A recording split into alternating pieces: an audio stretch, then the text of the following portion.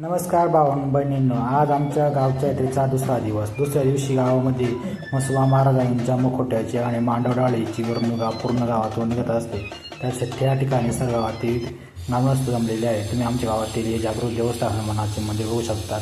हे आमचे मित्र संग्राम फटांगरे मुंबईवरून आले. त्यांनी म्हसोबा महाराजांची पूजा करून घेतली. आमच्या गावातील ग्रामस्थ यांनी म्हसोबा महाराजांच्या मुखोट्याची मिरवणूक चालू झालेली आणि या मुखट्यामध्ये सर्व गावातील तत्मित्र मंडळ सहभागी होते आणि खूप आनंदाने एन्जॉय केले जातात. बालपणीचे मित्र डॉक्टर रवींद्र फटांगरे यांची ही मानाची गाडी यांनी या गाडीमध्ये म्हसोबा महाराजा मुखट्याची मिरवणूक निघाली आहे.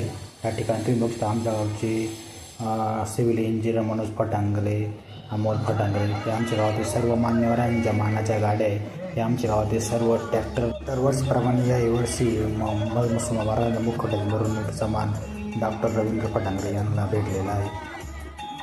म्हसोबा महाराजांच्या यात्रेनिमित्त आमच्या पूर्ण महाराष्ट्रभर पसरलेले नाशिक, पुणे, गुजरात, मुंबई या ठिकाणचे आमचे इतर मित्रमंडळ येत असतात आणि या पूर्ण यात्रेचे एन्जॉय करत असतात. तुम्ही कोणता नाद करा पण ओरडपाठाचा नाद करू नका. गणेश आणि मी बालपणीचा मित्र. गणेश आज मोठ्या तामटाचा व्यापारी आहे. आज गणेशची आणि माझी खूप दिवसातून गावामध्ये भेट झाली तर मला बरे वाटले.